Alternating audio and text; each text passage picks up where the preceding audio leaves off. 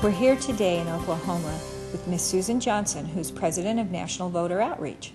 Ms. Johnson, can you tell us why you're here today? I am here in the heartland of the country to stop efforts that are underway to keep Americans from voting. What do you mean? Well, if you go to stopthevote.com, it'll explain everything in great detail. But basically, there are two parts to the problem. First, there are the judicial and political elite who want to stop certain kinds of petitions from making the ballot. And they oppose that in every way they can. And their second part of the problem are blockers. What are they? Well, blockers are people, they come in two kinds of categories. Basically, they're hired as professionals to place themselves between the circulator and the potential signer of a petition, or the voter, and prevent them from actually signing the petition.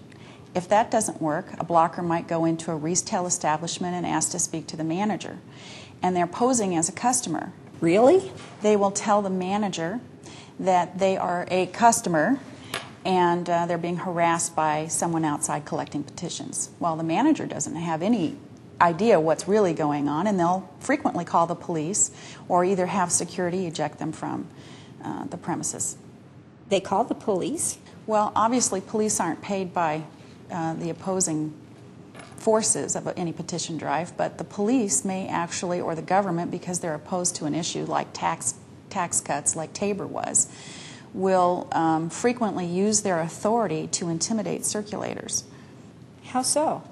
Well, they will go to an establishment where circulators go. They like to congregate where people congregate, like retail shopping malls and grocery stores and places like that. And they will look for them, and they will go to them, and they will ask for their ID and detain them while they check them for warrants or past problems.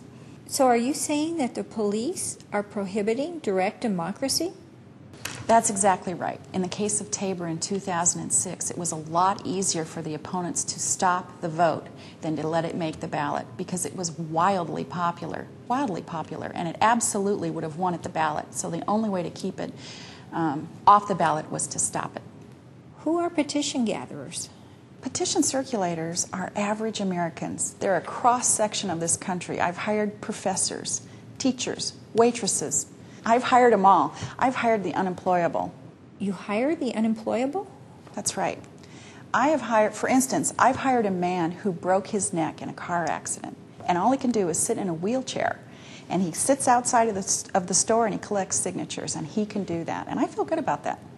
So you help people no one else will?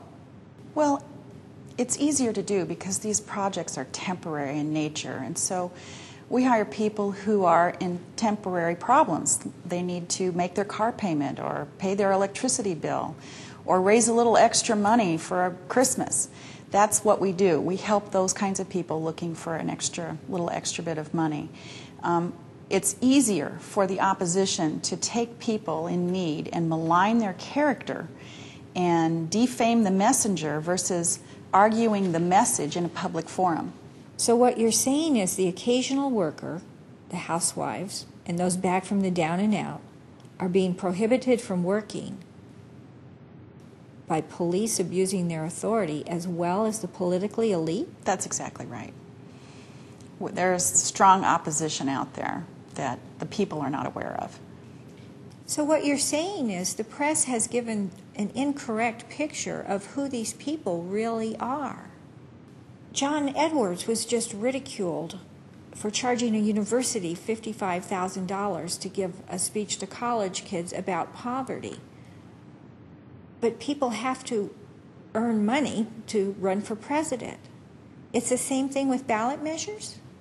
I think that people don't understand that political speech, free speech, is something that can still be part of our everyday life as Americans. We don't have time to leave our children and our homes and go out on the weekends. And we need 300,000 signatures here in Oklahoma in 90 days. And I would much rather give $50 to a contribution than I would going out and standing out in the sun in front of Walmart or the Piggly Wiggly. So I think that there's a lot of people that are the same way. We don't have time in today's society. It takes 5 months to pay our taxes, let alone going out and circulating something we really believe in. So we'd rather make contributions. And what that means is someone has to be paid to do it. We have to purchase an agent to speak for us on our behalf. And that's how it works. So that is direct democracy. It evolved from people in public squares, and then after the war, when people moved to the suburbs and no one was coming to the public square, and the public square went the way of the buggy whip. And so the petition gatherers have to go where people are. Well, I understand now, so of course you go where the people are. And yet there's a bias for this when everyone else, including judges running for re-election, run campaigns. Is that correct? That's absolutely true. Circulators used to work in the town square, where people went from business to business on foot on public sidewalks. Today people get in their cars and they go from private parking lot to private parking lot to get their groceries or their clothes or whatever they're looking for. And so circulators are forced to go onto private property to find the voters. And that means that the places for circulating are shrinking. And it really affects how this job is done. We need a whole lot more circulators to try and find those signatures than we ever did in the past.